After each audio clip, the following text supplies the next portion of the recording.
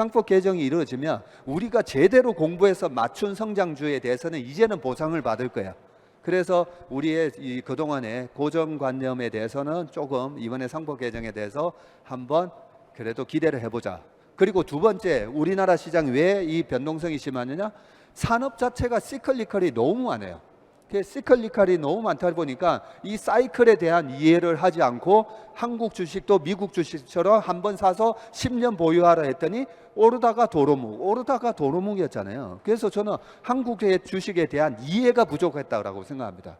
그런데 많은 사람들이 주식은 하면 10년 가져가야지, 잘못된 조언을 했잖아요. 그래서 제가 요즘 그 얘기를 해요.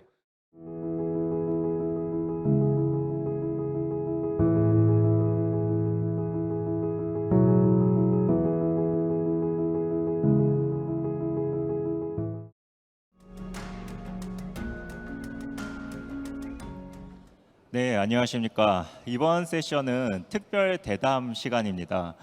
조금 전에 안내 받으셨던 것처럼 채슬리 투자자문의 박세익 대표님, 그리고 상하탑에서 존경받는 스승님으로 이제는 많은 투자자들의 사랑을 받고 계신 멘토이신 김영익 교수님 와주셨습니다. 감사합니다. 네, 대담을 진행할 저는 채슬리 투자자문의 조재완 차장, 저는 이서영 프로입니다.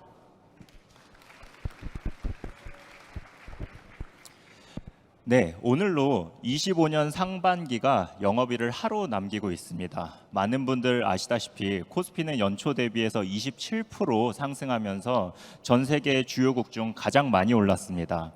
그리고 미국 시장은 3월이랑 4월에 큰 조정이 있었지만 지금은 모두 회복하고요. S&P 500과 나스닥이 5% 상승하면서 오늘 아침 히스토리컬 하이를 기록을 합니다. 자, 이런 상황에서 하반기 미국 시장에 어떻게 대응을 해야 할지 좀 여쭤보고 싶습니다. 우선 김영익 교수님께 좀 여쭤보고 싶습니다. 교수님께서는 올해 초부터 25년 하반기에는 미국 주식을 줄여야 한다고 계속 말씀을 해주셨는데요. 하반기 미국 시장 투자 전략을 좀 말씀을 해주시고, 만약 저희가 투자 자산을 100% 갖고 있다면 미국 자산의 몇 프로 정도 가져가는 것이 좋을까요? 예, 제가 미국 주식 비중 줄이고 우리 주식 비중을 많이 늘리자 이런 말씀을 드렸습니다. 예, 그 근거는 우선 제가 여러 가지 지표로 평가를 하는데요. 작년 말 기준으로 미국 S&P 500은 20% 이상 가대평가됐었고 우리 코스피는 또 24%나 저평가돼 있었어요. 예, 그래서 올해는 미국 주식보다는 우리 주식을 많이 하십시다 이런 말씀을 드렸고요. 예, 그리고 S&P 500하고 코스피하고 그 상대 지수하고 가장 상관관계가 높은 게 달러 인덱스입니다. 그래서 여러 가지로 볼 때 달러 인덱스가 하락할 가능성이 높습니다. 달러 인덱스가 하락할 때는 S&P 500보다 코스피 상승률이 높습니다. 이런 말씀을 드리면서 우리 주식 많이 투자하십시다 이렇게 드렸는데요. 저는 뭐 상반기도 우리 주식이 수익률이 훨씬 더 높지만 하반기도 마찬가지라고 보고 있습니다. 상대적인 수익률은 우리 주식이 훨씬 더 높을 것이다. 그래서 지금 이 강의실이 미국 주식 투자하자는 건데요. 제가 미국 주식을 별로 그렇게 좋아하지는 않습니다, 올해. 그래서 예를 들어 100을 투자하신다면 하반기에도 뭐 70대 30 정도로 우리 주식 70, 미국 주식 30 이 정도 하시는 게 좋지 않을까 그렇게 생각합니다. 네, 국내 주식 70%, 미국 주식 30% 아주 명확하게 답변해 주셨습니다. 관련해서 박세익 대표님께도 같은 질문을 드리고 싶은데요. 대표님께서 한 말씀 부탁드립니다. 네, 좀 전에 말씀드렸듯이 미국 주식, 한국 주식 다 올라가는 장입니다. 다 올라가는 장인데 수익률 면에서는 교수님 말씀하셨듯이 저도 마찬가지로 저평가되어 있는 거 좋아하거든요. 교수님이 계속 달러가 고평가, 그 다음에 미국 주식도 약간 밸류에이션이 높다 이런 말씀을 해주셨고, 그 다음에 한국 주식이 많이 저평가되어 있는 상황에서 지금 정상화되고 있습니다. 미국 주식하고 한국 주식의 가장 큰 차이는 저는 이렇게 생각합니다. 미국은 이미 지금 전국에서 제일 비싼 아파트가 반포에 있잖아요. 서초도 전부 재건축돼 가지고 굉장히 비쌉니다.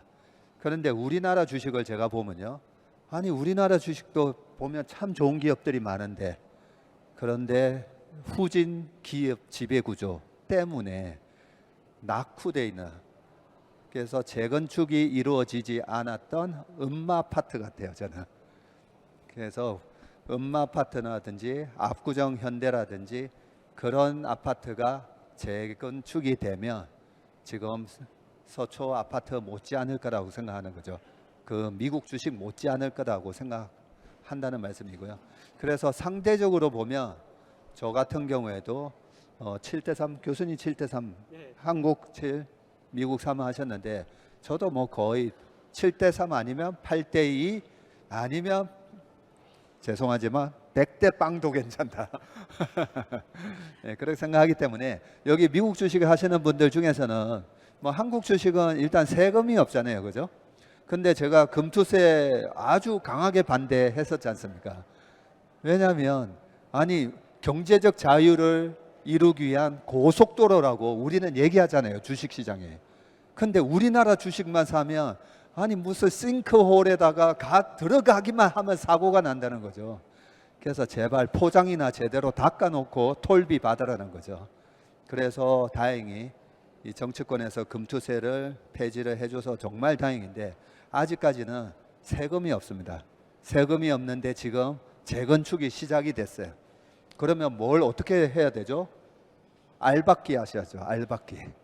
그러니까 우리나라 주식의 일정 부분, 그래도 미국 주식만 하시는 분들은 20에서 한 30% 정도를 우리나라 주식에 그래도 좀 투자를 하시는 게 좋지 않나 생각합니다. 예, 감사합니다. 김영익 교수님께서는 한국 대 미국의 비중을 7대3, 박세익 대표님께서는 심하면 100대 0까지도 말씀을 하셔서 이번 질문은 제가 김영익 교수님께 한번 드리고 싶습니다. 한국 시장에서는 반도체 섹터의 비중을 가장 많이 가져가야 된다고 지금 말씀을 하고 계시는데요. 그러면 미국 시장에 투자를 할 때는 어떤 섹터에 가장 많이 배분을 해야 할까요? 예, 제가 분기별로 자산 배분을 하는데요. 예, 전체적으로 우리 주식 많이 가지고 계시고 그다음에 미국 주식 뭐 이런 말씀을 드렸는데 우리 주식 중에서는 반도체 비중을 제일 높여놨었어요. 왜냐하면 저는 우리 수출 보고 업종별 비중을 정하거든요. 그런데 우리 반도체 수출 비중이 2018년에 우리 수출에서 차지하는 비 20.9%였어요. 올해 그 수준을 넘어서고 있습니다. 그래서 반도체 비중을 높였고요. 근데 반도체도 여러분 뭐 정말 그 종목별로 차별화가 심하죠. 예를 들어서 SK 하이닉스하고 삼성전자하고 얼마나 그 차별화가 심화됐습니까? 거기서 종목 잘 골라야 되고요. 그런데 우리가 지난 한 10여 년간 미국 주가가 오르시는 것만 여러분이 보셨을 거예요. 오르는 것만 보셨을 거예요. 그런데 저는 그 88년에 증권회사 들어가가지고 미국 사이클을 여러 번 봤거든요. 미국 주가가 2000년에서 2009년까지 10년 동안은 미국의 S&P 올 평균 상승률이 마이너스 1.6%입니다. 10년 동안 미국 제자리급으로 하는 그런 시절이 있었다는 거죠. 저는 최소한 3년 정도는 앞으로 그런 시절이 아닐까. 추세적인 상승보다는 일정한 박스권에서 계속 변동하리라고 보고 있습니다. 그리고 요새 AI 그러는데요. 저는 AI 자체보다는 뭐 오렌 버핏도 이야기했고 드래콘 빌러도 이야기했지만은 AI를 활용해 가지고 생산성을 높일 수 있는 회사, 이런 회사에 관심을 가지셔야 된다는 겁니다.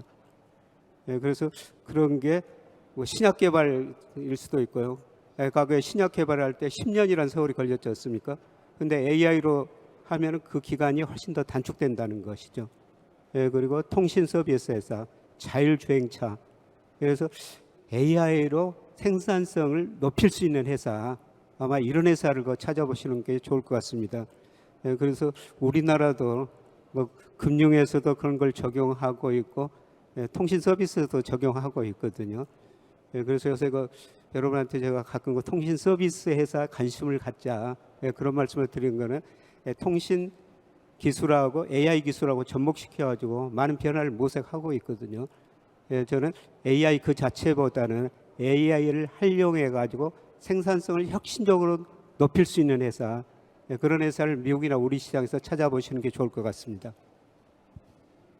네, AI 자체보다는 이를 활용해서 생산성을 높일 수 있는 회사에 집중해라라고 말씀을 해주셨는데요. 관련해서 대표님께도 좀 더 질문을 드리고 싶습니다. 최근 미국 시장의 시총 1위가 AI로 대표되는 엔비디아로 바뀌었는데 이에 관해서는 어떻게 생각을 하시는지요? 혹시 주가가 좀 과대평가되었다, 즉 버블이다라고 생각을 하실까요?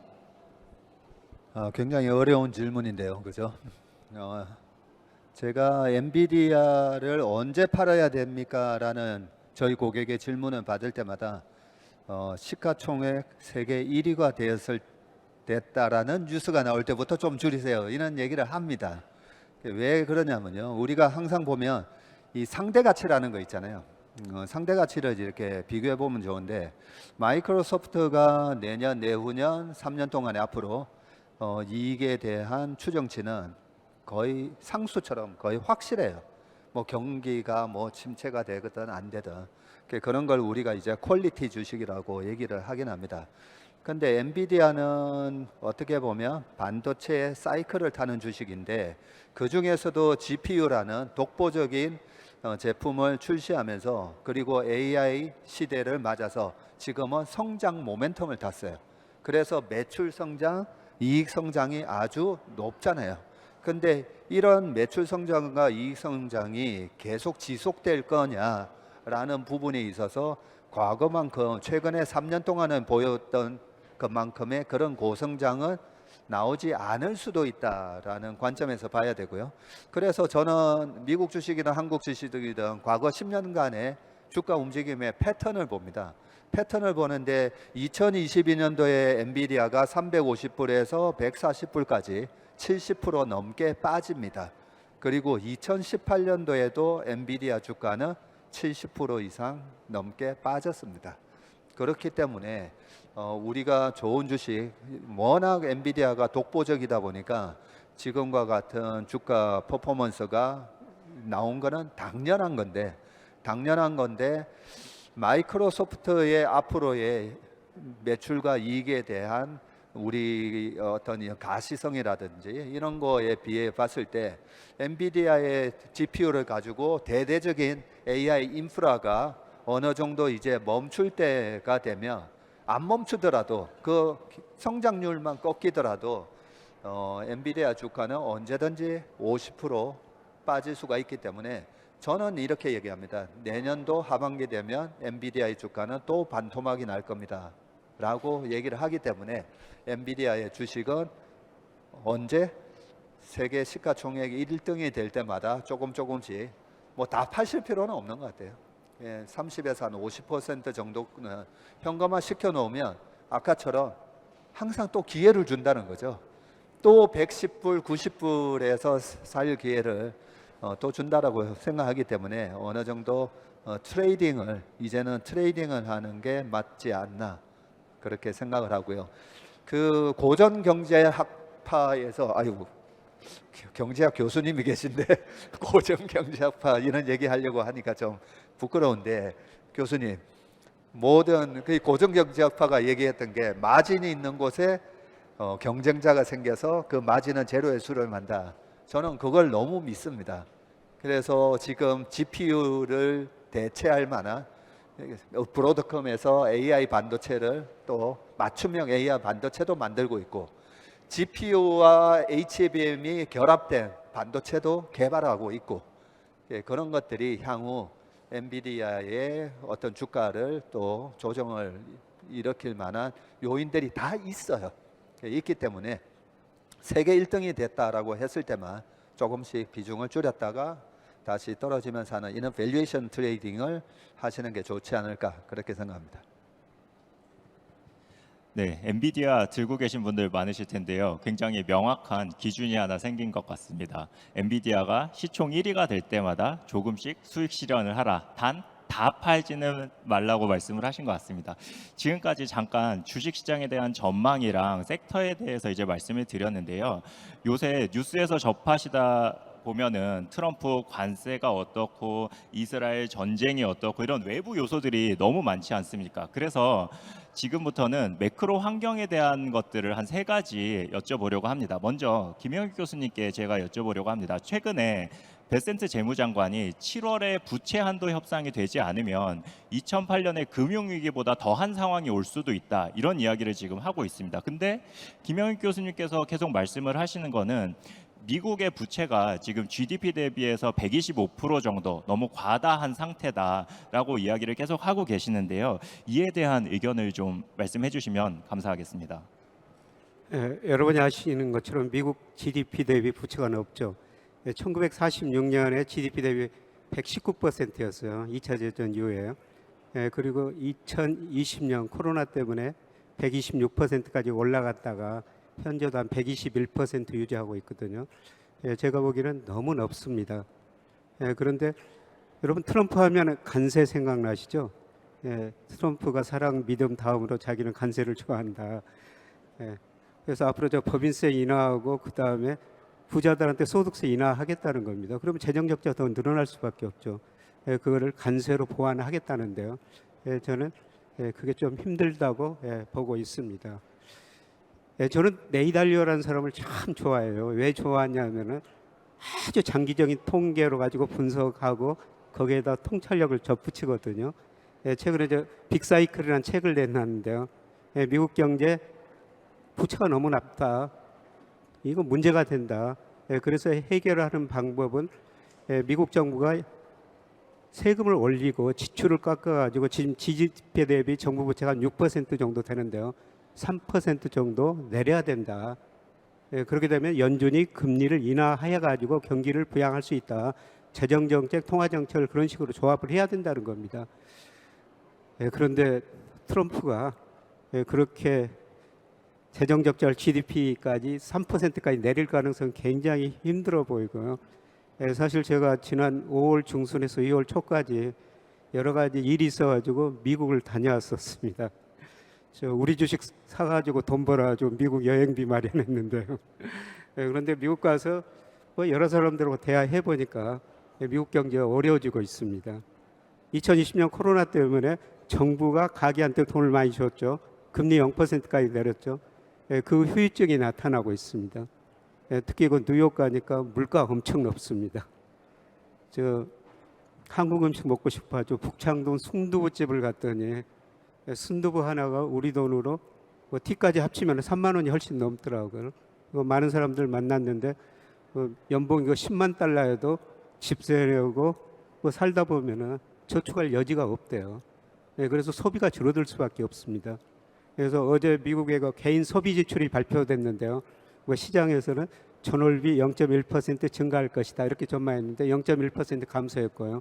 소비 중에서도 경제가 어려우면 내구재 소비가 많이 감소하거든요. 내구재 소비가 어제 보니까 1.6%, 특히 자동차 소비가 많이 감소했고요. 그 다음에 경기가 어려울 것 같으면 자동차, 가전제품 덜 사고 옷도 덜 사고 신발도 덜 사죠. 어제 보니까 준내구재 소비도 감소했어요. 그런데 아직도 그 69%를 차지하고 있는 서비스 소비, 제가 그 뉴욕이나 라스베가스 가보니까 아직 서비스 소비는 아직도 되고 있더라고요. 그런데 중요한 거는 어제 통계 보면서요, 소득마저 줄어들고 있더라는 겁니다. 어제 미국 가계 가처분 소득이 5월 통계가 0.6%나 감소했어요. 그동안 미국 사람들이 돈 많이 쓰고 살았는데 이제 소득마저 줄어들고 있더라는 겁니다. 그래서 미국 경제가 소비가 줄어들 수밖에 없다는 겁니다. 그러면 미국의 재정 적자가 더 늘어날 수밖에 없죠. 그래서 미국이 이런 문제를 어떻게 해결할 것인가. 저는 이번에 그 미국 갔다 오면서 미국 경제가 앞으로 상당히 어렵게 될 것 같다. 뭐 사람들을 만나면서 통계를 보면서 이런 생각을 하고 왔습니다. 그래서 결국은 미국과 부채 늘어나고 달러 인덱스 앞으로도 계속 떨어질 수밖에 없겠구나. 아까 달러 인덱스가 하락할 때 우리 코스피가 S&P 500보다 많이 오른다고 말씀드렸습니다만 그런 현상이 앞으로 몇 년 지속되구나, 이런 걸 깨닫고 왔었습니다. 네, 미국의 소비와 소득이 모두 줄어들면서 경기는 더 어려워질 수 있다고 말씀해 주셨는데요. 그러면 박세익 대표님께서는 이런 미국의 부채가 주식 시장에 미치는 영향에 대해서는 어떻게 판단을 하고 계실까요? 한 말씀 부탁드립니다. 아까 제가 독일 차트 보여드리면서 그죠? 경제랑 주가랑 이 다르게 움직이는 거, 2020년 코로나 때도 경제가 박살났는데도 주가는 폭등했었고, 그게 전부 다 이제 페드의 통화 정책을 우리가 이해를 하고 있어야 되고요. 또 하나가 있어요. 돈을 누가 푸는가를 잘 보셔야 되는데, 그때는 페드가 풀었죠. 근데 2022년, 23년도에는 미국 예외주의 해가지고 작년까지, 아니 미국만 왜 저렇게 주가가 좋은 거야? 그때 돈을 누가 풀었죠? 페드는 금리를 올리고 QT를 하면서 통화량을 흡수했어요. 근데 누가 돈을 풀었냐면 바이든 정부에서, 페드는 돈을 계속 통화량을 흡수하는데 정부가 돈을 엄청나게 써버린 거죠. 그래서 우리가 자산 시장이 올라가느냐 떨어지느냐 이 볼 때 돈을 페드하고 미국 정부 이 두 군데가 지금 어떻게 액션을 하고 있는가, 그걸 봐야 되고요. 그 다음에 금리, 이 부분을 봐야 되는데, 분명히 실물 경제가 안 좋아지고 있어요. 제가 봐도 안 좋아요. 그리고 원래 소비는 누가 하는 겁니까? 부자들, 중산층 이상의 그런 사람들이 소비하잖아요.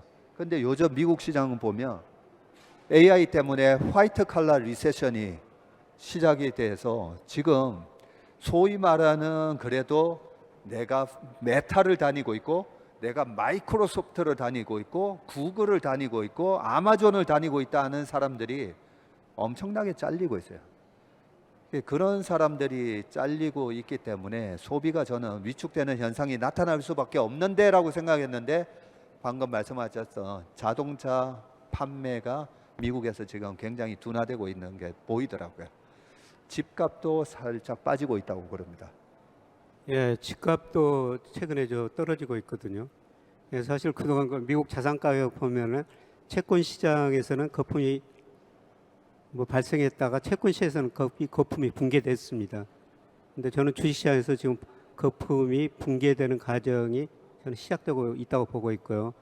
예, 그 다음에 최근에 그 케이스 실러 20대 도시 주택 가격 보면은 이제 2달 연속 떨어지고 있습니다. 예, 제가 미국 주택 가격을 평가하면은 가처분 소득이나 물가에 비해서 너무 높아요. 그래서 주택 가격마저 떨어지고 있고요. 그다음에 미국과 가계 금융자산 부를 보면은, 예, 금융자산하고 주택자산인데요, 둘 다 올 1분기에 줄어들고 있습니다. 그래서 그동안 자산이 올라가지고 소위 부의 효과라고 해가지고 그게 소비가 늘었는데요, 그 두 개가 다 줄어들고 있거든요. 예, 그래서 여기에 부의 효과가 나타나면서 앞으로 소비 감소세가 조금 더 심화될 가능성이 있습니다. 자, 여기서 교수님하고 저는 이 실문 경제를 계속 모니터링 하다 보니까, 야, 이거 좀 안 좋은데 라고 느끼는데, 교수님하고 저랑 의견이 이제 갈리는 부분은 주가 전망이에요. 저는 어떻게 생각하냐면요, 올 연말까지 S&P 500이 6,600 정도까지 갈 수 있다 했잖아요. 그 6,600이 뭐냐면 거품이에요. 지금도 S&P 500의 PER이 22배 가까이 되잖아요.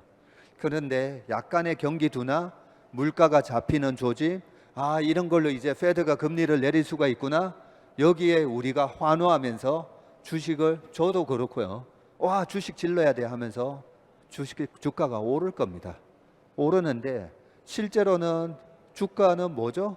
강아지, 실물 경제가 산책하는 주인이잖아요. 산책하는 주인은 지금 지쳐가고 있어요. 힘들어지고 있어요. 그런데 주가가 거품이 만들어질 겁니다. 코로나 때 저금리 상황에서 막 정부가 푼 돈으로 굿즈 사면서, 우와, 뭐야, 경기가 이렇게 좋아? 그런 착시 효과 때문에 주가가 올랐다가 그 다음에 또 22년도 주가가 그렇게 박살나는 것처럼, 제가 내년 하반기 되면 아까 엔비디아를 비롯해서 주가 반토막이 날 거라고 얘기하는 거는, 아, 실물 경제는 이제 꺾이기 시작을 했는데, 자, 그러면 하반기에 거품을 만드는 요인이, 제가 아까 돈을 푸는 곳이 어딘가라고 했잖아요. 정부, 페드, 이 두 군데에서 그동안에 돈을 풀었거든요. 근데 제가 보니까, 야, 이제 이런 식으로 또 돈을 푸는구나.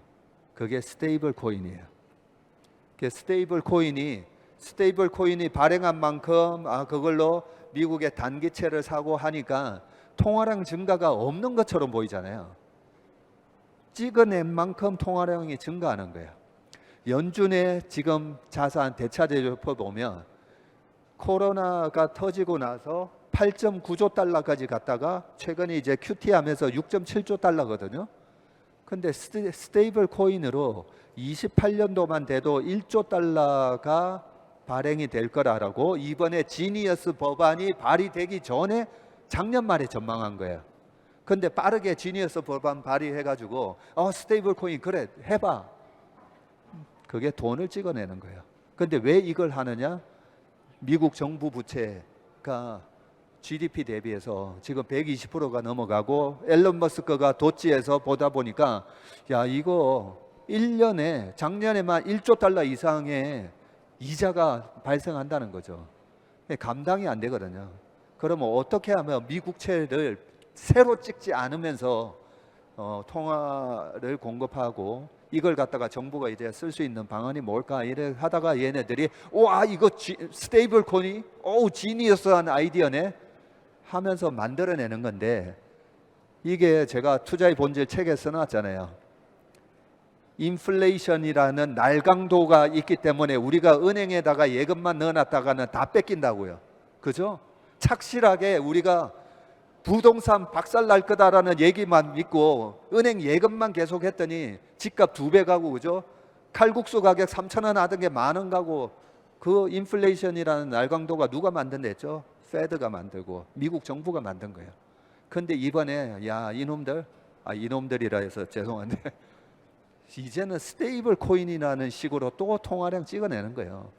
그런데 스테이블 코인 이런 걸 만들어내면 제가 항상 어디가 파괴되는가 보랬죠. 어디가 파괴될 것 같아요. 동남아나 남미나 여행 가면 저 달러 주세요. 그런 나라들 통화 가치가 박살나는 거예요. 박살나는 겁니다. 그만큼 또 달러를 찍어낸 거는 마찬가지고 그래서 최근에 강남의 집값이 폭등하고 이런 게 전부 다 이 스테이블 코인이라는 또 돈을 찍어낸다고 그걸 선반영하고 있는 거예요. 그래서 저는 앞으로 2008년 금융위기 있고 나서 제로금리 만들고 QT 한다고 하면서 8천억 달러에서 대차제조표가 4조 5천억 달러까지 그 달러 찍어내는 걸 보면서 와 인플레이션 쓰나미가 오겠구나. 근데 인플레이션 쓰나미가 앞으로 올 건데 부동산 박살난다고 그랬죠. 그때도 이 자본주의의 지금 메커니즘을 모르고 있는 거예요. 그래서 우리 여기 계신 분, 이 방송을 보시는 분, 이 우리 또 날강도가 인플레이션이는 날강도가 또 시작이 된 거예요. 그러면 어떻게 해야 되죠? 우량 자산을 지고 있는 수밖에 없어요. 그 우량 자산이 주식이고 부동산이고 그런데 부동산은 너무 비싸서 사기가 힘들고 세금도 많아요. 주식하는 게 훨씬 편해요. 그래서 미국의 그 다음 차세대 우량 자산은 뭔가 그런 걸 보면서 공부를 하시고 해야 되는데 어쨌든 이 스테이블 코인이 만들어내는 유동성 랠리가 시작이 되면서 거품이 내년 상반기까지 저는 만들어지고 내년 하반기에 뼈아픈 좀 아픈 조정이 올 것 같다라는 게 제 생각입니다. 저도 미국 주식에 대해서는 좀 더 오를 수 있다고 생각합니다. 우리 박 대표님이 자세히 말씀드렸습니다만, 저는 마샬 K라는 통화 지표를 보는데요. 이 마샬 K가 M2를 명목 GDP로 나눈 거거든요. 그 코로나 때문에 그게 굉장히 빠른 속도로 올라가다 물가가 오르니까 굉장히 긴축했어요. 그런데 올 1, 4분기부터 그게 다시 증가세로 돌아섰습니다. 실물에 비해서 다시 미국 돈이 늘어나고 있다는 것입니다. 그리고 미 연준의 금리인데요. 지금 트럼프는 계속 1%, 2%포인트 내려라. 연준 의장한테 그렇게 강요하고 있죠. 근데 연준 의장은 트럼프 관세가 물가나 고용에 어떤 영향을 미칠지 아직 경로가 안 보인다. 좀 기다리겠다 그러는데요. 소비가 위축되고 있습니다. 그러면 기업 매출 이익이 줄어들고요. 미국 고용은 정말 탄력적입니다. 예를 들어 2020년 코로나 때문에 3, 4월 달에 소비가 줄어드니까요. 미국 기업들이 고용을 2달 사이에 약 2,200만 개 줄여버립니다. 10년 동안 늘었던 일자리를 단 2달 사이에 줄여버린 나라가 미국이라는 겁니다. 그래서 소비가 위축되면은 미국 기업들이 고용을 줄일 수밖에 없어요. 그래서 당장 다음 주 금요일 날 미국의 6월 고용 동향이 발표가 되죠. 지금 시장 컨센서스는 11만 6천 명, 지난 5월에 13만 9천 명이었거든요. 앞으로 고용 지표 잘 보셔야 될 것 같습니다. 그런데 고용이 예상보다 낮게 나오거나 감소해 버리면요, 파월 연준 의장이 깜짝 놀라서 금리 내릴 거예요. 그래서 저는 연준이 올 12월까지 현재 4.5% 기준금리를 3.5%까지 내리리라고 보고 있습니다. 그러면은 아마 증권시장에서 유동성 장세가 한번 올 텐데요. 그거는 거품이라는 겁니다. 예, 방금 교수님께서 제롬 파월 의장이 만약에 고용이 조금이라도 둔화가 되면 깜짝 놀라서 금리를 인하하게 될 거다라는 말씀을 하셨어요. 제가 마침 이번 질문으로 준비한 게 그거하고 일맥상통합니다. 지금 말씀하셨던 것처럼 미국의 소득과 소비가 점점 줄어들고 있어서 미국의 1분기 GDP도 0.5%로 내려가고 있고요. 그리고 고용 또한 서서히 지금 둔화 조짐이 나타나고 있는데, 최근 FOMC 발표문에 보면 기존에는 낮고 안정적이다라는 표현을 썼는데 요번에 발표할 때는 요 안정적이라는 표현이 없어졌습니다. 이거는 결국 실업률이 상승할 수 있다고 지금 김영혁 교수님께서 말씀을 하고 계시거든요. 그래서 지금 이런 상황인데 제롬 파월 의장이 금리 인하를 계속 유보하고 있는 이 상황을 어떻게 보고 계신지 궁금하고요. 다음 질문이 좀 재밌을 것 같습니다. 만약 김영익 교수님께서 제롬 파월 의장이라면 어떠한 결정을 내리실 건지 또 한 말씀 부탁드립니다. 예, 미국 통화 정책 목표가 물가 안정하고 최대 고용이죠.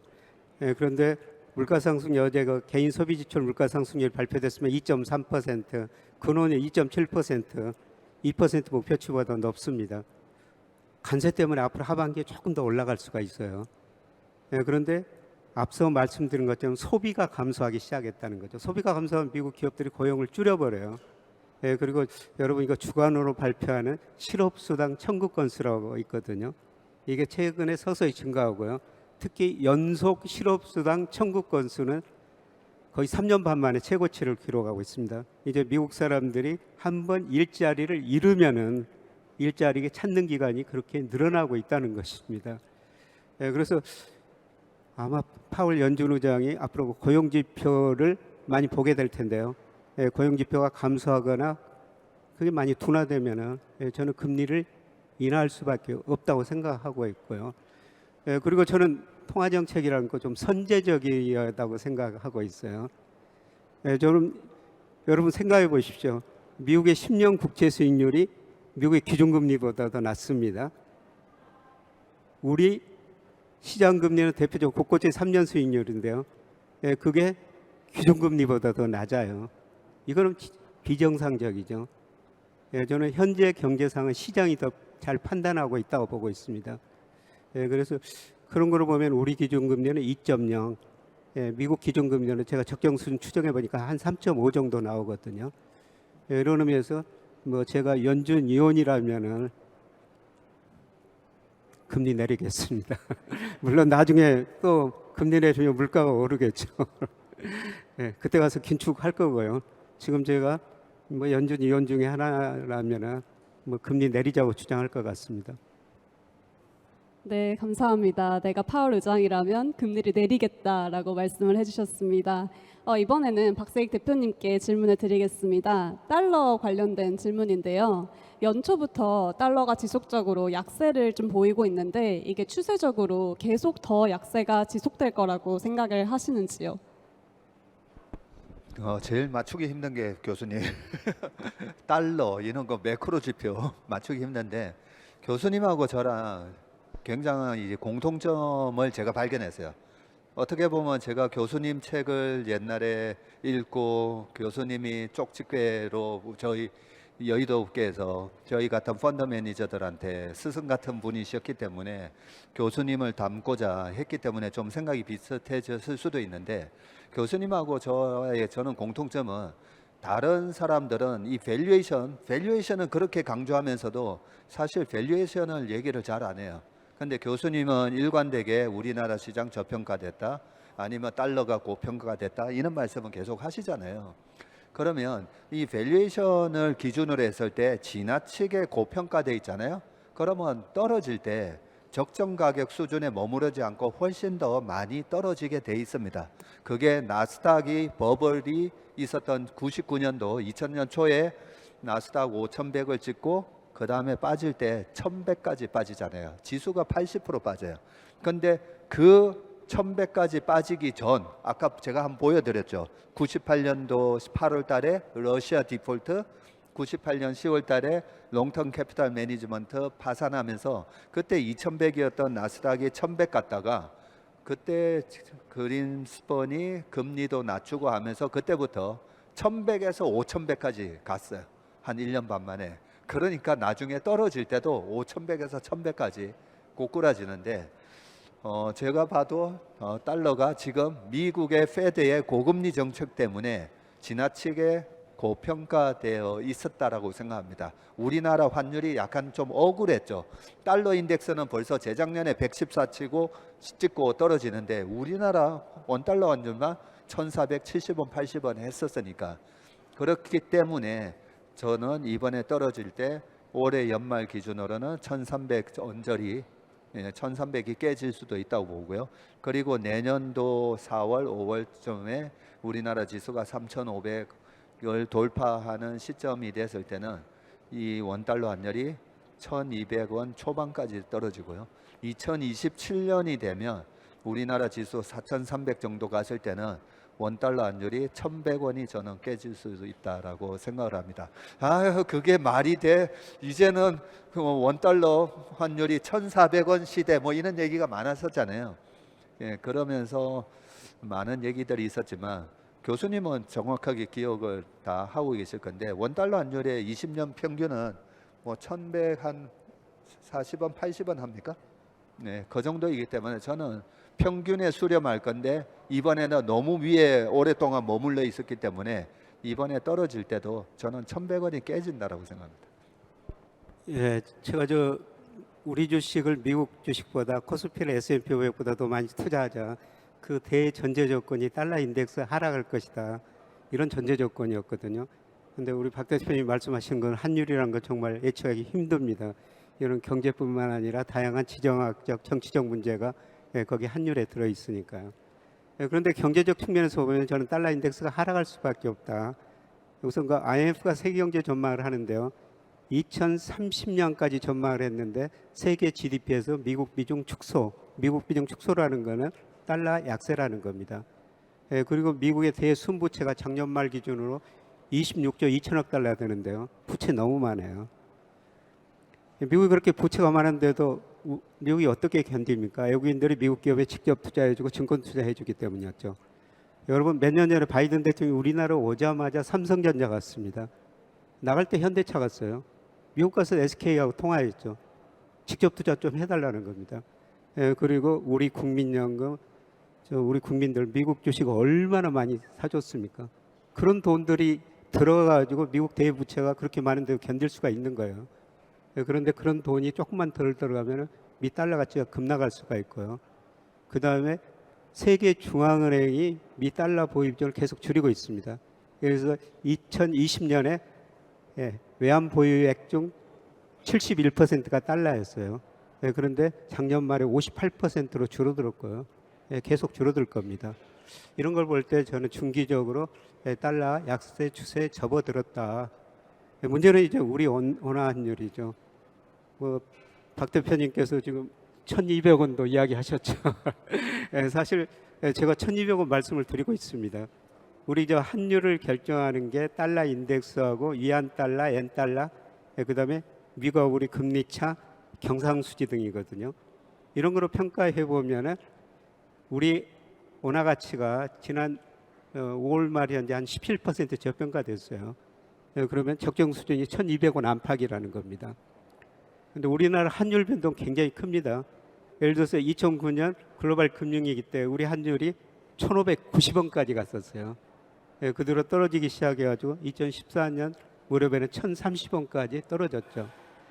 저는 중기적으로 저번에 그 1,480원이 약간 넘었습니다만은 거기서 1,200원 가는 과정이 중기적으로 전개되고 있다. 물론 내일 당장 1,200원 간다는 말씀은 아닙니다. 추세가 그렇다는 겁니다. 예, 김영익 교수님과 박세익 대표님 두 분 모두 장기적인 원달러 환율 추세는 1,200원 혹은 그 아래를 보고 계신 것 같습니다. 지금 달러 자산 갖고 계신 분들은 원화로 조금씩 바꾸시면 좋을 것 같습니다. 매크로 관련된 마지막 질문 하나 드리려고 합니다. 아까 10년물 국채금리 관련돼서 김영익 교수님께서 말씀을 해주셨는데요. 지금 미국 트럼프 행정부가 가장 관리해야 될 게 결국은 미국의 그 많은 부채입니다. 그래서 이를 해결하기 위해서 금리를 낮춰야 된다라고 고민을 많이 하고 있는 상황인데 지금 현재 미국의 경제 상황 그리고 채권 수급 이런 것들을 감안을 해보면 미국의 10년물 국채 금리가 앞으로 어떻게 될 것인지에 대한 전망을 김영익 교수님께 좀 여쭙고 싶습니다. 예, 제가 그 2, 3년 전부터 뭐 언론 칼럼이나 유튜브 방송에 채권 좀 많이 사십시오. 그래서 어떤 방송 진행자는 제 얼굴만 보면 채권 생각난다고 그럴 정도였습니다.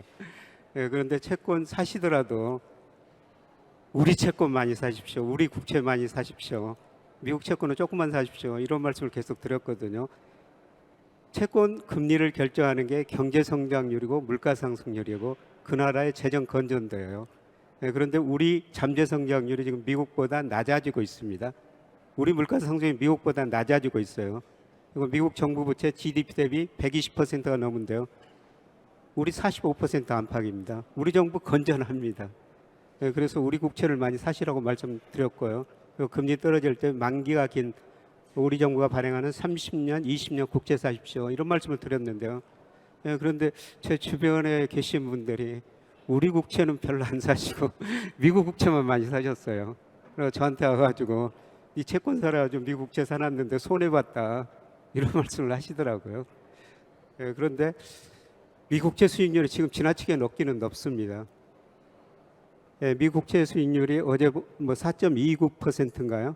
예, 그런데 지금 제가 적정 수준 추정해 보니까 미국의 근원 소비 지출 물가 상승률이 저는 하반기에 2.4% 정도로 보고 있거든요. 그리고 장기적으로 보면은 10년 국채 수익률이 거기보다 1.1% 포인트 정도 높아요. 그러면은 지금 미국 10년 국채 수익률은 3.5% 정도 된다는 겁니다. 저는 뭐 12월에 연준이 3.5%까지 기준금리 내리고요. 뭐 국채 수익률도 거기에 거의 접근해 가리라 보고 있습니다. 그럼에도 불구하고 제가 미 국채 투자는 좀 조심스럽게 하십시오 말씀드리는 거는 달러 인덱스가 그만큼 하락해 볼 거라는 겁니다. 그래서 미 국채를 사시려면은 엔화 표시 국채는 좀 사셔도 될 것 같습니다. 이런 말씀을 드리는데요. 그럼에도 불구하고 저는 미 국채보다는 우리 국채 지금 많이 떨어져 올해는 제가 뭐 채권 투자에서 이익 내기 힘듭니다. 저 주식 투자 많이 하십시오 이런 말씀을 드렸는데 앞으로 4년, 5년을 되다 보면 국채 수익률 많이 떨어질 거예요. 예를 들어서 한국은행이 올해부터 5년간 우리 잠재 성장률을 1.8%로 예상하고 있어요. 저도 같은 전망을 하고 있는데요. 그런데 2040년 가면은 우리 잠재 성장률 0.7%대라는 겁니다. 1% 이하로 떨어진다는 거예요. 그러면 10년 국채 수익률도 아마 1% 안팎으로 떨어질 거예요. 그러면 지금 2.8% 안팎인데 1% 안팎으로 떨어지면 얼마나 큰 돈이 되겠습니까? 그래서 우리가 환율까지 신경 쓸 필요는 없고요. 그냥 우리 국채 사셔가지고 한 좀 멀리 내다보시는 게 좀 좋지 않을까 그렇게 생각합니다. 네, 감사합니다. 관련해서 박세익 대표님의 의견 또한 듣고 싶은데요. 대표님께서는 어떻게 좀 전망을 하실까요? 뭐 채권, 금리, 환율 이런 거는 교수님이 워낙 전문가셔가지고 좀 말씀드리기가 좀 그렇긴 한데 금리랑 환율하고 좀 연관시켜서 아마 지금 계신 분들이 좀 이따가 Q&A 시간에 아마 이런 질문을 하실 것 같아요.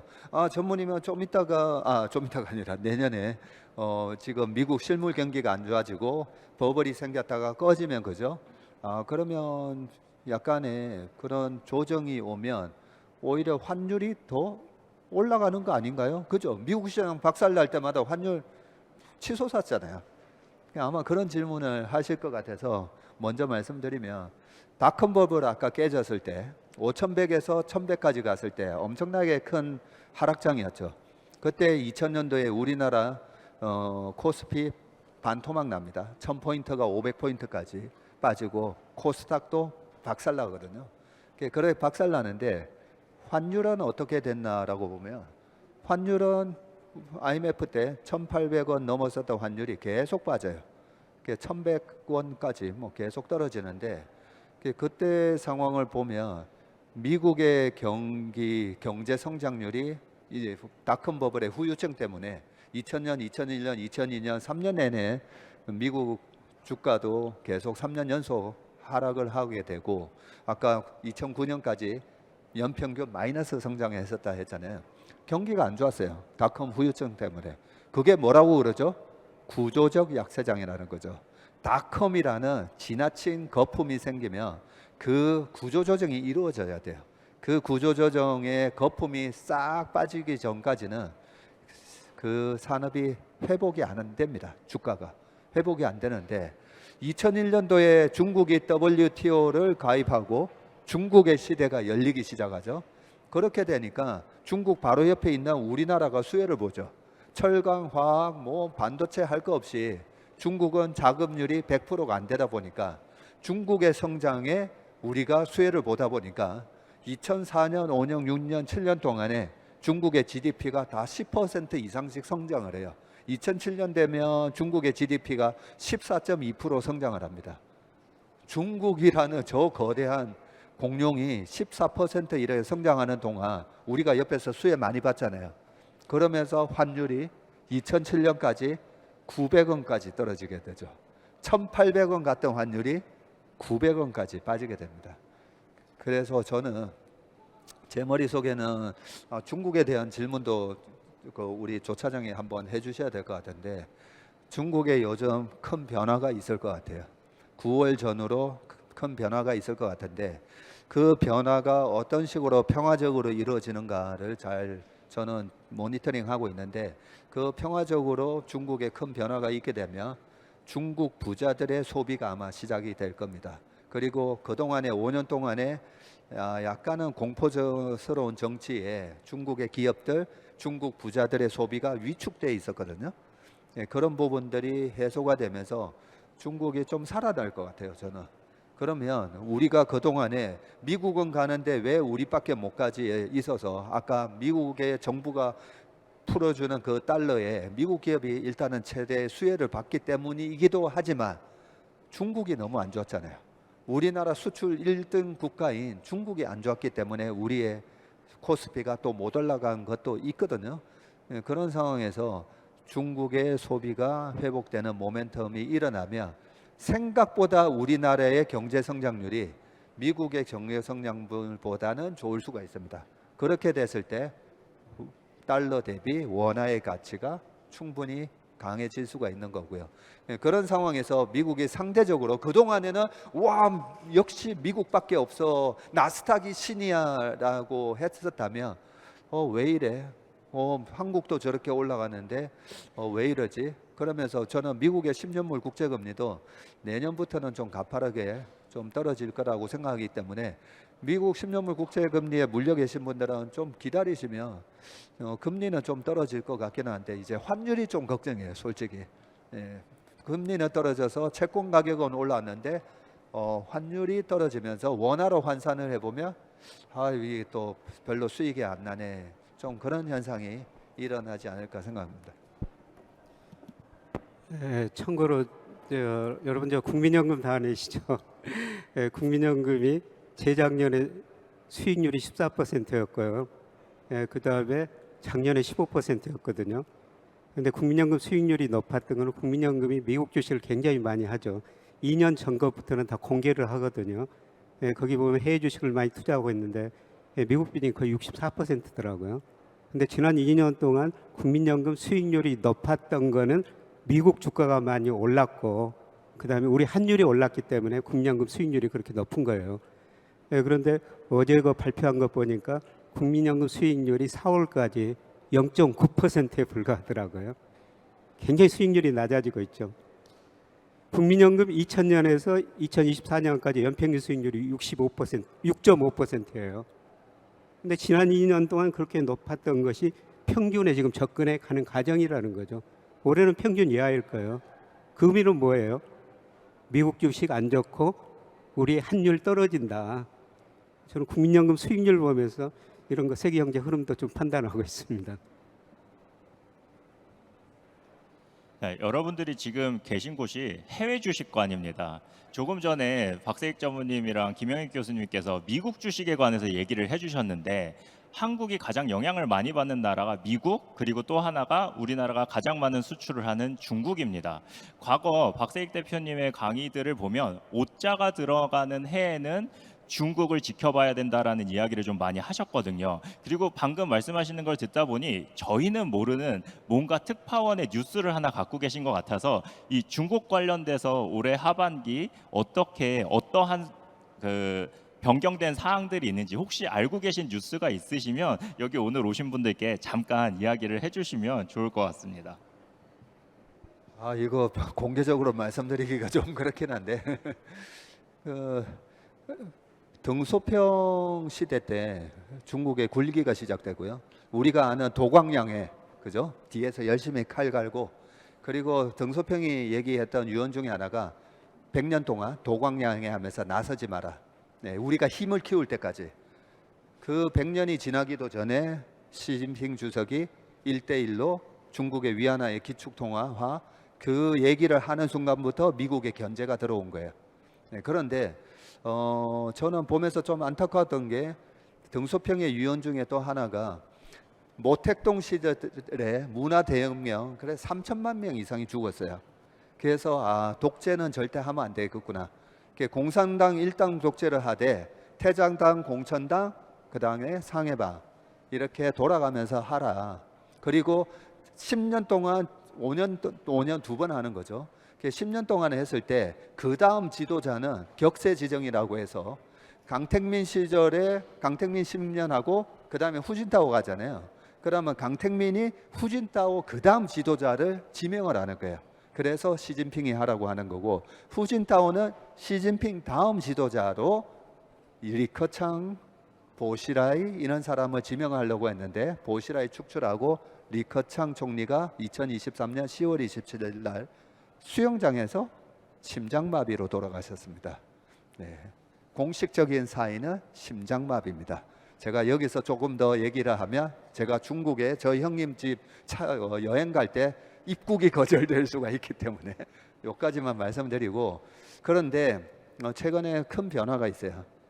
좀 아까 제가 평화적이냐 아니냐라고 말씀을 드렸는데 유튜브 찾아보시면 조금씩은 나오기는 하는데 약간은 평화적인 2017년도에 시진핑 주석이 10년이 아니라 더 장기 집권을 할 수 있게끔 개헌을 했거든요. 개헌을 해서 이번에 2022년에 11월 달에 있었던 공산당 대회랑 여기저기 해서 또 집권을 하게 된 거죠. 근데 여기에 약간 지금 약간의 문제가 생긴 것 같습니다. 제가 듣기로는 평화적으로 그것도 9월 달에 권력 이양이 일어나지 않을까 이런 얘기를 듣고 있는데, 그게 만약에 평화적으로 이루어진다면 엄청난 중국 아까 말씀드렸던 기업들, 개인들의 소비가 폭발적으로 일어나는 게 내년이 될 것 같고요. 그게 우리나라 증시가 4천을 향해 가는데 약간 저는 또 하나의 모멘텀으로 작용할 거다 그렇게 생각합니다. 네, 중국 경제에 대해서 저도 한마디 해도 될까요? 네. 제가 트럼프 일기 때도 중국하고 미국 간세 전쟁을 했죠. 이번에도 간세 전쟁을 하고 있는데요. 정말 그 일기 때하고 다른 차이점이 하나 있어요. 트럼프 일기 때는 미국이 중국에 간세를 부과하니까 중국이 같이 관세를 부과했고요. 위안화를 14%나 절하시켜 버렸습니다. 네, 그래서 미국의 그 대중 관세 효과가 거의 안 나타나고 서로 어려우니까 타협해가지고 서로 관세 내리고 위안화 절상시켰거든요. 네, 그런데 이번에 중국이 위안화를 전혀 절하시키지 않고 있습니다. 저는 이게 가장 큰 차이점이라고 보고 있어요. 그래서 중국이 그만큼 자신이 있다 그런 의미가 아닌가 생각돼요. 네, 그리고 환율이라는 게 세계 경제 불균형을 해소하는데 정말 그 긍정적인데요. 저는 중기적으로 달러 약세, 위안화 강세입니다. 그 나라 통화가 강세가 하면은 그 나라는 소비 중심으로 성장합니다. 그래서 박 대표님이 그 중국 소비 말씀하셨습니다만은 이런 측면에서 우리가 위안화 환율 관심 있게 지켜봐야 될 것 같습니다. 물론 앞으로 중국이 어떻게 대응할지 그렇게 좀 지켜봐야 되겠습니다만 지금까지 위안화를 절하시킨 안 한 것 보고 중국이 자신이 있구나, 내수를 부양할 자신이 있구나 이런 생각이 들어서 참고로 말씀을 드립니다. 예, 감사합니다. 지금까지 미국 시장에 대한 전망이나 매크로 환경에 대한 전망 이런 말씀을 좀 들어봤는데요. 지금은 제가 김영익 교수님께 정답을 좀 요청을 드리려고 합니다. 그래서 우리의 자산이 지금 100이라고 하면 자산 배분을 도대체 어떻게 해야 하는가? 왜냐하면 김영익 교수님께서는 지속적으로 올해 하반기에 자산 배분을 해야 된다고 강조를 하셨거든요. 그래서 주식, 채권, 그리고 많이들 아시는 부동산, 실물 자산 등의 내 자산을 어떻게 분배해야 되는지 교수님의 해안이 가득한 팁을 좀 부탁드리겠습니다. 우리 가계 자산 중에서요, 뭐 작년 말 기준으로 보니까 46%가 현금비 내금 주로 은행에다 맡기는 거죠. 채권 30%, 주식 20% 이것밖에 안 돼요. 그런데 저는 은행 금리가 5%에서 2.5% 떨어졌습니다만은 저도 은행 금리 5%일 때 제 금융자산의 약 10%를 은행에 맡겼어요. 제가 금리를 결정하는 요인을 아무리 살펴봐도 뭐 확률적인 문제입니다만은 제가 살아있는 동안 은행이 5% 금리 주는 시대가 올 것인가? 그건 확률적으로 굉장히 낮다는 겁니다. 앞으로 내년 상반기 되면 2% 안팎으로 떨어질 거예요. 2% 의미가 뭐냐면 코스피 배당 수익률이 2%거든요. 그러면 주식 투자하겠어요? 여러분 은행에 맡기시겠어요? 저는 주식 투자해야 된다고 생각하고 있고요. 그 다음에 채권 비중도 3% 지나치게 낮다는 겁니다. 그리고 저는 젊은 분들한테 강의하면서 채권은 아무리 금액이 적은 투자라도 꼭 편입해 놓으셔야 됩니다. 왜냐하면 우리가 그 채권을 사려면 채권에는 미래의 경제성장, 미래 물가가 들어있거든요. 채권을 보다 보면은 우리가 경기 흐름을 알 수가 있는 거예요. 그래서 여러분이 큰 뭐 자산이든지 적은 자산인데 저는 꼭 채권을 편입해 놓으셔야 된다고 생각하고 있고요. 은행이금 비중 46% 너무 높다는 겁니다. 그걸 줄이고 그 다음에 뭐 채권 특히 저는 뭐 저도 뭐 4천까지는 갈 수 있다고 생각하고 있습니다. 이재명 대통령이 뭐 2030년 코스피 5천 시대 열겠다고 그렇게 공약을 했지 않습니까? 그런데 제가 우리나라 명목 잠재 성장률 추정해 보니까 한 3.8% 정도 나옵니다. 그러면은 2030년 적정 추정 코스피가 한 4,040 정도 나오거든요. 제가 자세한 내용은 이번 지난 월요일 날 중앙일보에다 그 자세한 칼럼을 하나 썼으니까 시간의 문제지 4천까지는 갈 수 있다고 보고 있습니다. 주식 비중 늘리셔도 될 것 같습니다. 예, 감사합니다. 어느새 요 마지막 세션 시작한 지도 이제 1시간이 됐습니다. 그래서 지금 이제 질문 답변은 저희가 지금부터 시작을 하도록 하고요. 김영익 교수님께 궁금하신 게 있으시면 한 분 저희가 질문을 받고 그다음 박세익 대표님께 궁금하신 분 있으시면 저희가 질문 받고 그렇게 마무리하면 좋을 것 같습니다. 먼저 김영익 교수님께 질문 있으신 분 손 들어주시면 저희가 마이크 가져다 드리겠습니다. 잘 들었습니다. 질문을 두 가지만 말씀드리겠습니다. 지금 우리나라 주식에서 삼성전자에 대해서 많이 궁금해할 사람이 많은데 과연 2년 내로 한 8만 원이나 9만 원 가겠나? 삼성전자는 진짜 이제 종이 호랑이가 돼서 글로벌에서 별 볼 일 없이 되는가? 그 질문 하나 하고요. 두 번째는 요새 지금 증권회사에서 ETF 뭐 판이라고 혈안이 되어 있거든요. ETF 상장지수 펀드 그건데 ETF에서 중국 쪽에 홍콩 빅테크 톱 10, 그다음에 미국 쪽에 있는 빅테크 톱 10 두 종목이 뭐 각 증권회사에서 다 팔고 있지 않습니까? 그럼 우리 교수님은 중국 쪽에는 어떻게 생각해야 될지 지금 뭐 상당히 이제 수익이 많이 갔다가 내려가고 있는데 과연 그 두 개를 산다면 어느 걸 사겠나? 계속 미국이냐? 중국이 계속 기술적으로 뭐 AI는 뭐 미국에 비슷하게 뭐 기술적으로 비슷하다 이런 말도 있고 그런데 그에 대해서 답변을 좀 들었으면 좋겠습니다. 예, 제가 저 거시경제를 공부하기 때문에 사실 개별 종목 잘 모릅니다. 예, 그러나 삼성전자는 워낙 시가총이 크고 우리 코스피에 중요한 영향을 미치기 때문에요. 예, 제가 저 작년 3월에 그 삼성전자 강의를 갔는데 강의 끝나고 거기 직원들 임직원들 이야기하는데 삼무원이라는 이야기를 하더라고요. 삼성 공무원이라는 겁니다. 예, 제가 그 이야기 듣고 야 삼성의 미래가 어둡구나. 제가 공무원들과 무시하는 게 아니라 이래서 시키는 일만 주로 한다는 거죠. 삼성전자가 참 창의적 일을 해야 되는데 예, 그러면서 제가 삼성전자 뭐 유튜브에서 삼무원이라는 말씀 쓰면서 좀 조심스럽게 투자하십시오. 그런 말씀을 드렸는데요. 그런데 올 3월에 강의 또 가봤습니다. 예, 저는 기업 가가지고 강의하면서 그 기업을 알고 분위기를 보고 뭐 투자도 결정하거든요. 예, 그런데 이제 한번 해보겠다. 예, 그런 식으로 나가더라고요. 예, 그리고 삼성전자 주가는 크게 보면은 우리 반도체 수출하고 방향이 똑같습니다. 예, 반도체 수출 잘 되고 있습니다. 예, 그래서 우리 그 선생님께서 8만 원, 9만 원 이야기하셨는데요. 예, 뭐 시간의 문제지 거기까지는 갈 수 있지 않을까 이렇게 개인적으로 생각하고 있고요.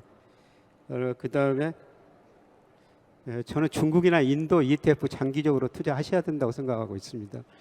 지난번에 어떤 강의를 갔더니 어떤 그 주부께서 몇 달 전에 아이를 낳았다. 그 아이한테 장기적으로 뭔가를 사주고 싶은데 뭐를 사줘야 될 것 같냐 이런 질문을 하시더라고요. 그래서 중국 ETF도 좋지만은 인도 그 소비재 ETF를 사고 한 10년, 15년 기다리십시오. 그러면은 그 아이가 뭐 고등학교, 대학교 갔을 때 상당히 좀 부자가 돼 있을 것 같습니다. 이런 말씀을 드렸습니다만 참고하시기 바랍니다. 예, 저는 그 채슬리 TV 아침에 꼭 듣고 그다음에 우리 박세익 대표님의 그 신문 읽기 하루도 안 빠지고 이제 2, 3년 된 것 같아요. 하루도 안 빠지고 했는데 저는 이제 주식을 그 코로나 그때부터 시작을 했어요. 처음에 이제 한국 주식 하다가 다음에는 이제 미국 주식을 하는데 제가 이제 엔비디아 그때 해가지고 지금 500 몇십 프로 돼가지고 엔비디아 한 종목으로 1억을 넘겼어요. 그리고 이제 저는 이제 미국 주식만 하고 제 주위 사람들은 다 한국 주식 하는데 이 사람들은 다 마이너스야. 저만 플러스, 저만. 그래서 가만히 이제 생각하는데 미국 주식은 사도 그냥 뭐 엔비디아 500 몇십 프로 돼도 그냥 이건 더 올라가. 그리고 이제 뭐 크레도 테크놀로지 100 몇 프로, 뭐 팔란티오 100 프로 이렇게 되는데 한국 주식하는 친구들은 이게 만약에 20%만 올라도 이거 팔아야 되나? 이게 100%가 넘기는 걸 못 봤어요. 그래서 한국 주식은 너무 어려워요. 너무. 미국 주식은 그냥 뭐 이렇게 좋은 종목만 사가지고 그냥 우선 뭐 떨어지도 당연히 있었지만 작년인가 뭐 70% 마이너스 될 수도 있었지만 그냥 놔두자. 그래서 다시 다 플러스 돼가지고 지금 저는 솔직히 말하면 2억 투자해서 4억 됐어요. 100% 됐어요. 근데 한국 주식하는 사람들은 다 망해서 그러면 이제 우리 대표님께서 한국 주식 100% 해도 된다고 올해 그러셨잖아요. 한국 주식을 어떻게 해야 되는지 너무 어려워요. 우리 교수님 같은 분은 이제 뭐 분석 이런 거 잘 하셔가지고 이제 수익 내고 하겠지만 제 주위에 저도 아버지도 주식하셔 망해서 이제 그러는데 한국 주식은 정말 너무너무 어려운데 어떻게 해야 되는지 한국 주식은 일반 사람들이 어떻게 해야 되는지 이게 너무 궁금합니다. 예. 가장 속 시원한 질문 해주셨다 그죠? 네. 그 작년에 그런 얘기했지 않습니까? 제가 한국 주식은 세금이 없다 하면 한국 주식은 세금은 없지만 원금이 깨진다. 네. 그 말 듣는 순간 그것도 맞는 얘기였어요. 그리고 한국 주식은 제가 난이도 높은 시장이라고 했습니다. 변동성이 크잖아요. 변동성은 주식은 위험 자산이라고 얘기하는 이유가 변동성이 커서 위험 자산이라 하는 거잖아요. 그래서 제가 스키장으로 비유하면 스키장 초급자, 중급자, 고급자 옆에 제일 어려운 게 모글 스키라고 있잖아요. 모글 스키. 네, 저도 스키를 최상급에서 타지만 모글 스키 잘 못 타요. 어려워요.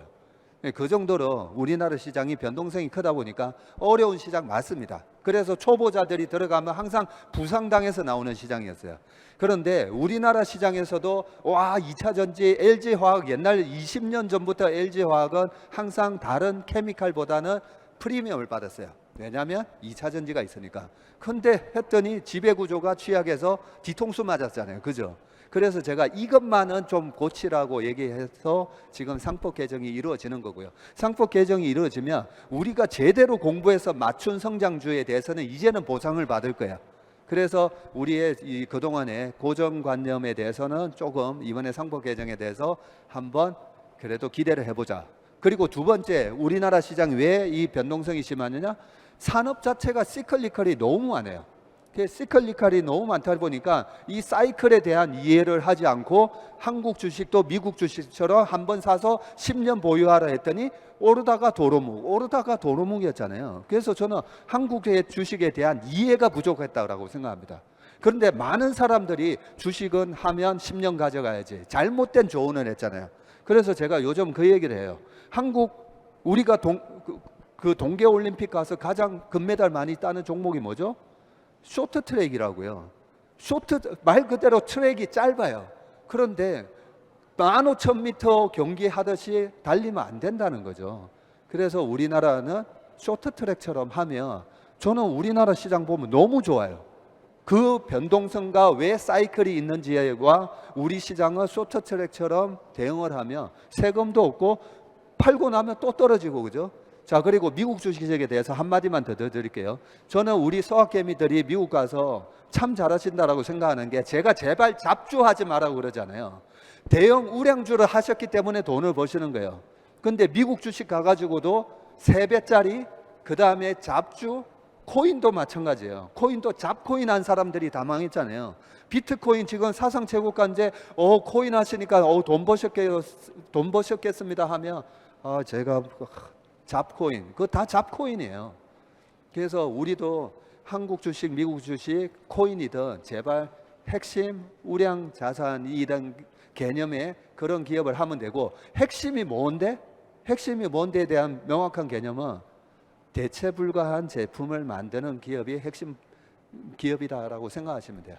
거기에 맞춰서 한국 시장은 한국 시장에 맞게, 미국 시장은 미국 시장에 맞게 투자를 하시면 된다라는 말씀을 드리겠습니다. 예, 대표님 마지막으로 우리가 경제 교육이 너무 부족하고 막 우리 돈 얘기하고 막 이렇게 저기 하는데 대표님께서 그 경제 교육이나 이런 거 너무 잘해 주셔가지고 너무 감사하다고 마지막 드리고 싶습니다. 네.